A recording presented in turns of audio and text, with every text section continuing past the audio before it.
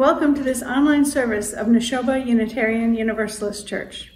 I am so very pleased that you have joined us today. I am Chrysti Hogan, President of the Board of Trustees, and today's pulpit guest. Our minister, Reverend Beth Lefevre, is on vacation this week and next, and will return on July 20th. Our opening words this morning are by Andrew Pakula. Come into this circle of community. Come into this sacred space. Be not tentative. Bring your whole self. Bring the joy that makes your heart sing. Bring your kindness and your compassion. Bring also your sorrow and your pain. Bring your brokenness and your disappointments. Spirit of love and mystery, help us to recognize the spark of the divine that resides within each of us.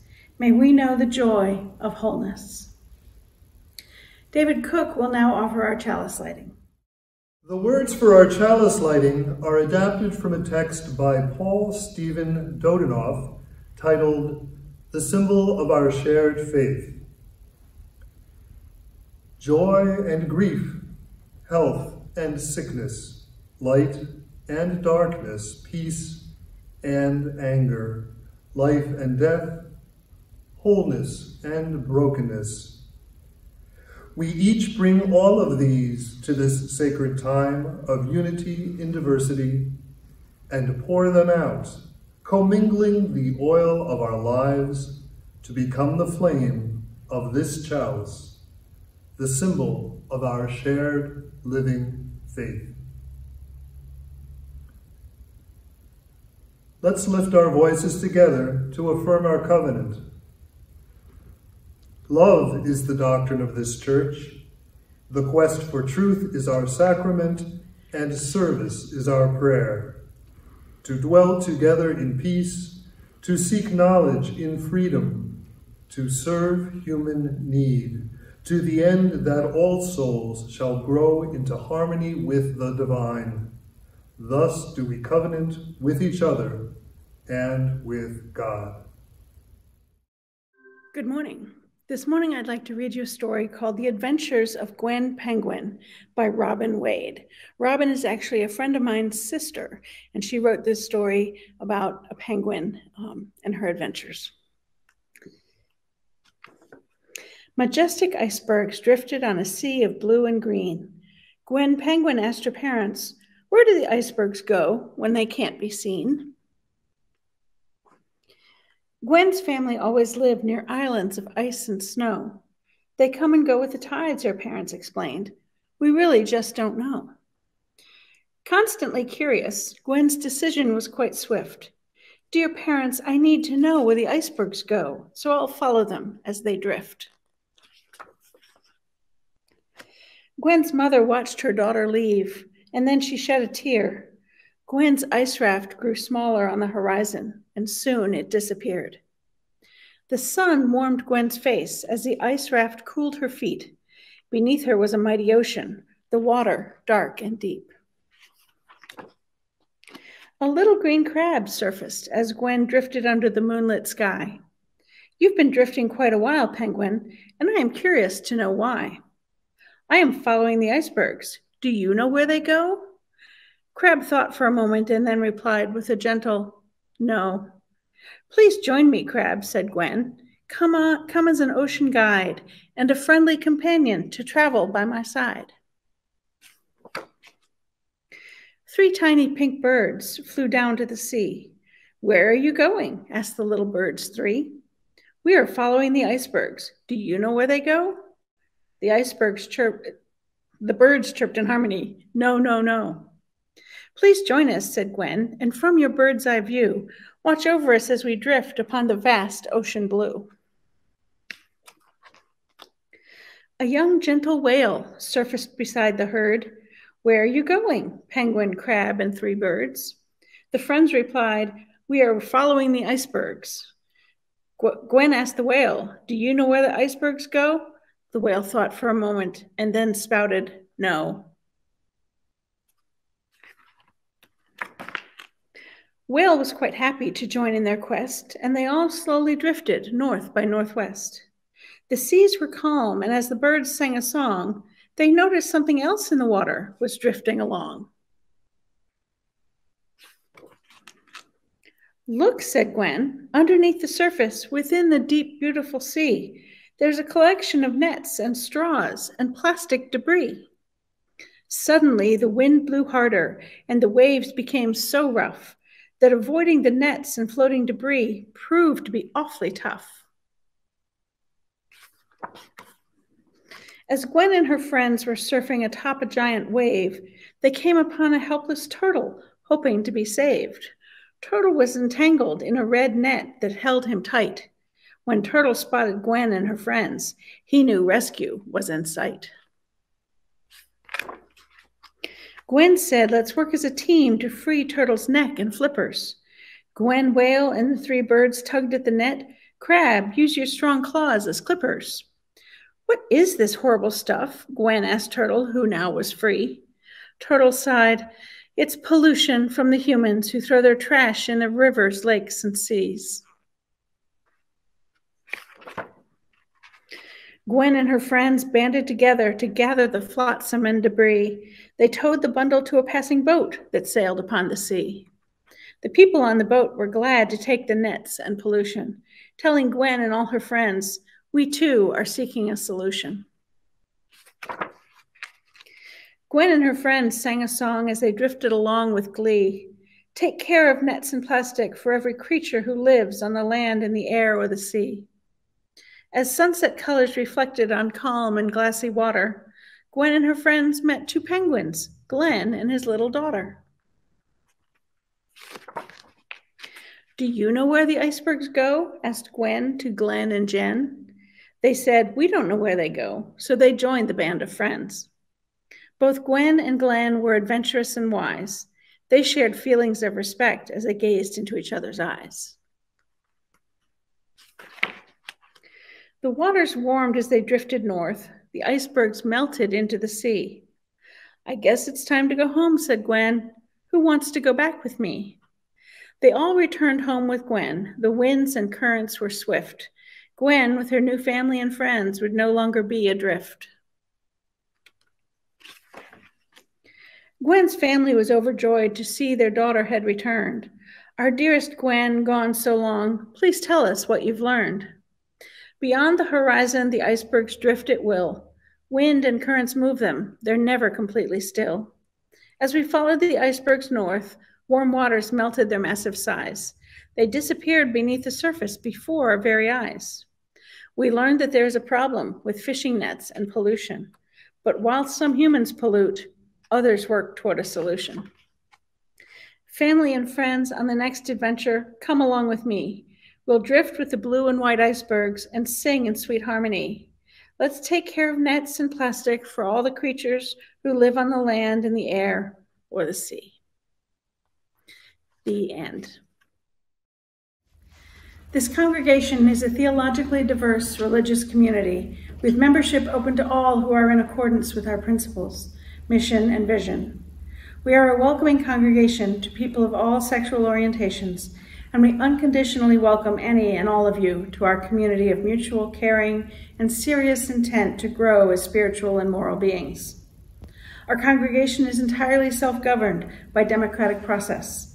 One of the privileges of our free church tradition is to provide all of the financial support for our many ministries from among ourselves. Generosity, therefore, is one of the spiritual values we recognize as central to our personal and our institutional well-being. You are now invited to participate in the blessing of giving by donating through one of the methods shown on the screen. And as always, we are so very grateful for any contribution you can give.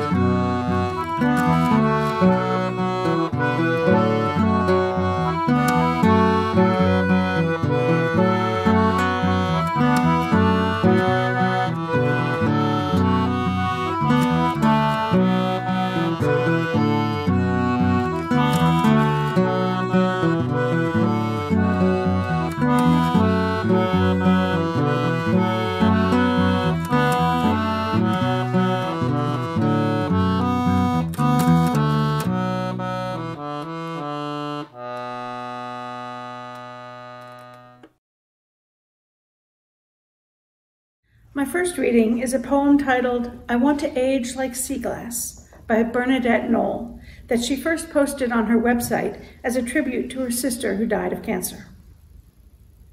I want to age like sea glass, smooth by tides, not broken.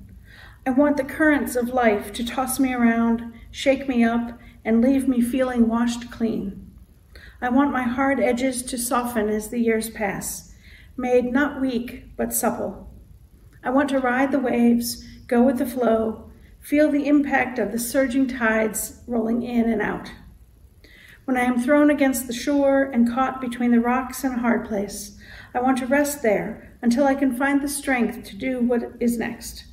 Not stuck, just waiting, pondering, feeling what it feels like to pause. And when I am ready, I will catch a wave and let it carry me along to the next place that I am supposed to be.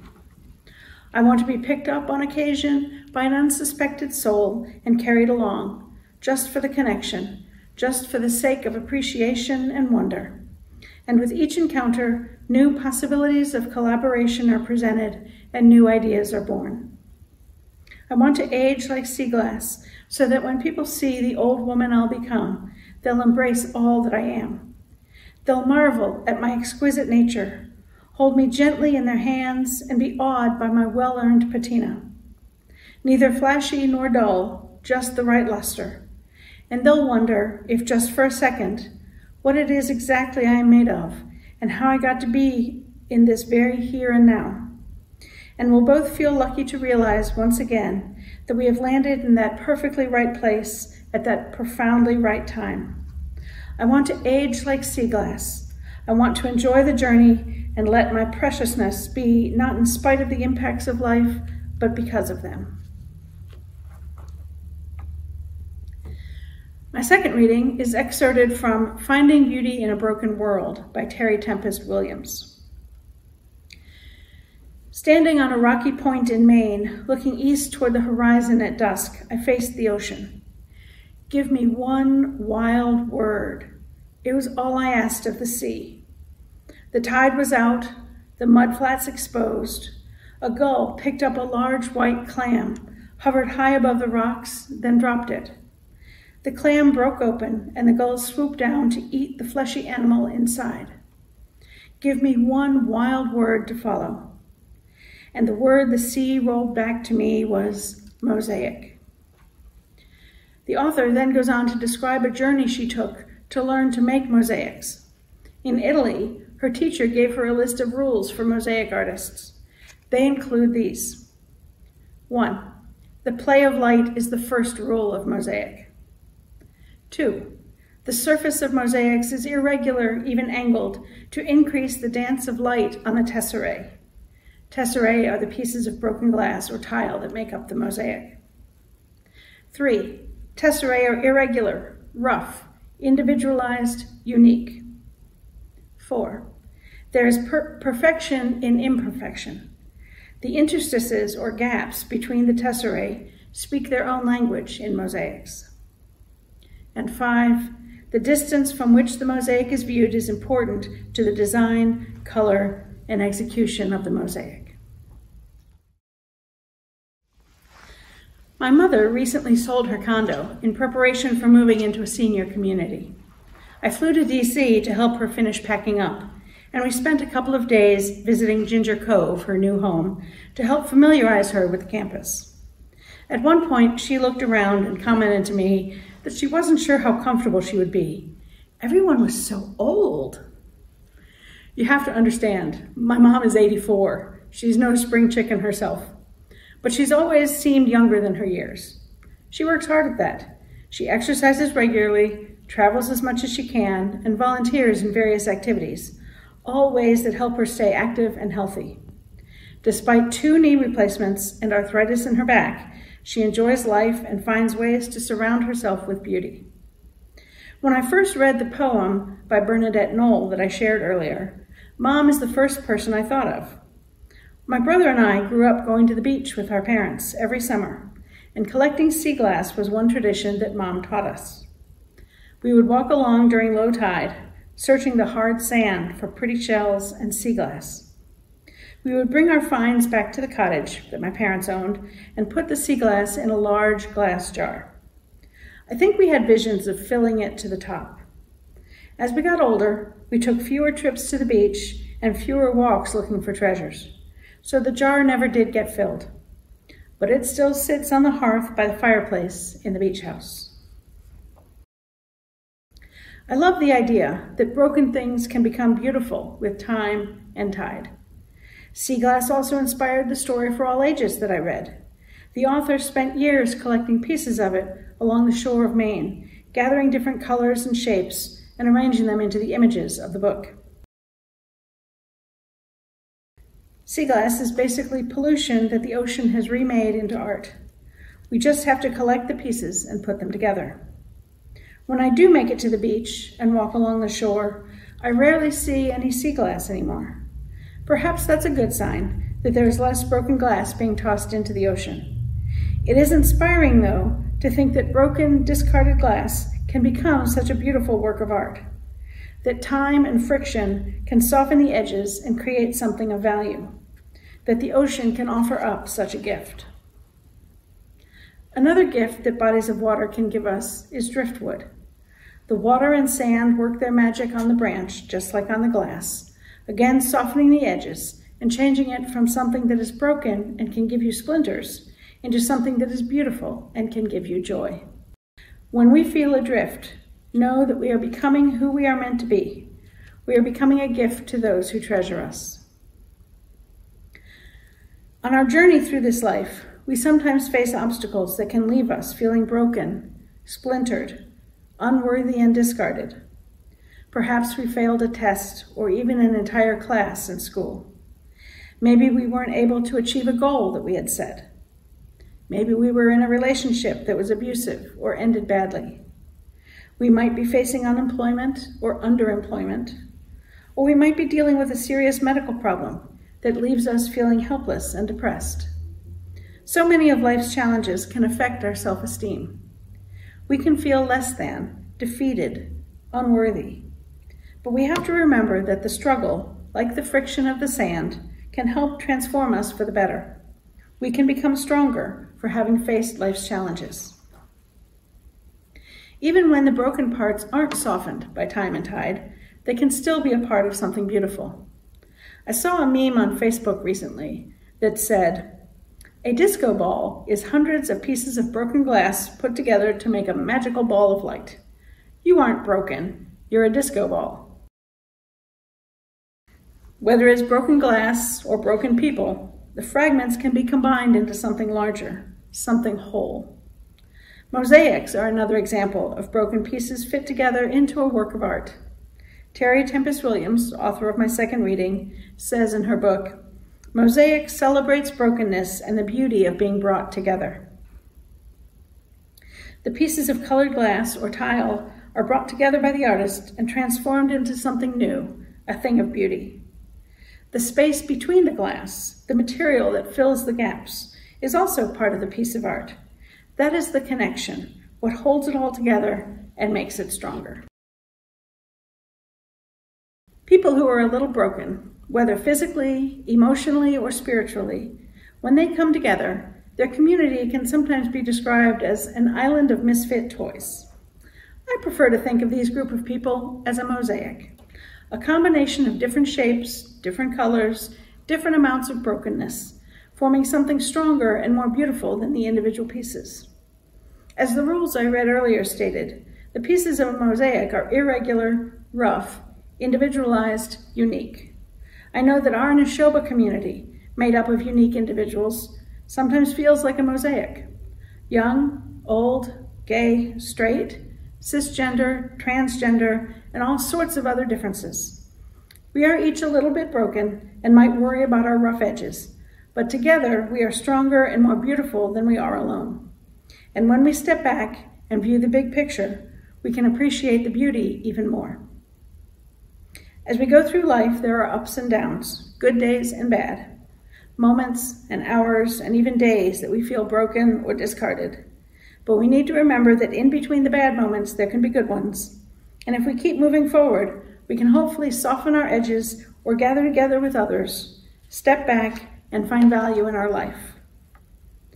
We're all a little bit broken. We have sharp edges where we have been hurt, been let down, been beaten up emotionally or even physically, even been tossed aside or abandoned in some way. But that doesn't have to be who we are in the end. As Bernadette Knoll said in her poem, we can let ourselves ride the waves and go with the flow. We can let ourselves be picked up and held gently by those who delight in our well-earned patina. We can enjoy the journey and always remember that if you give the ocean something breakable, it will turn it into something beautiful. We can age like sea glass. I will end with one last quote from the Terry Tempest Williams book. In it she says, "Finding beauty in a broken world is creating beauty in a world we find." May we all create beauty in the world we find, knowing that our broken self is a part of that beauty.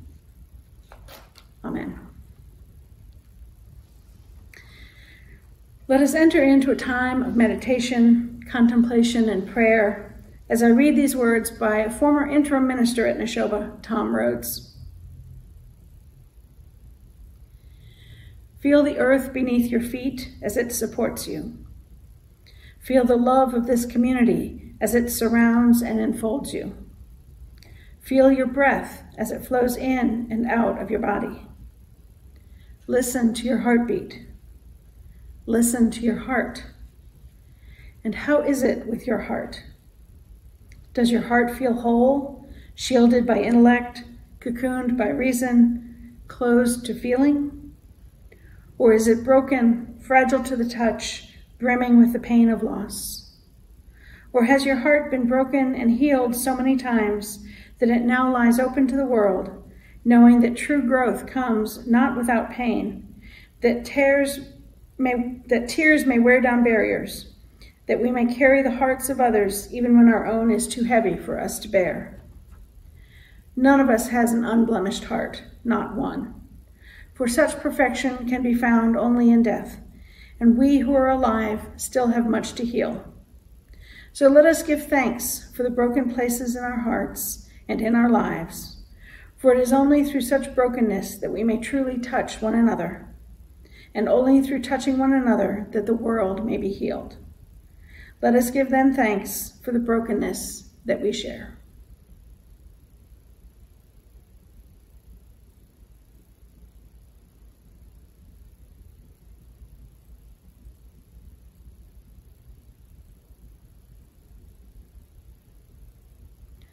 Amen. And until we gather together again, blessed be.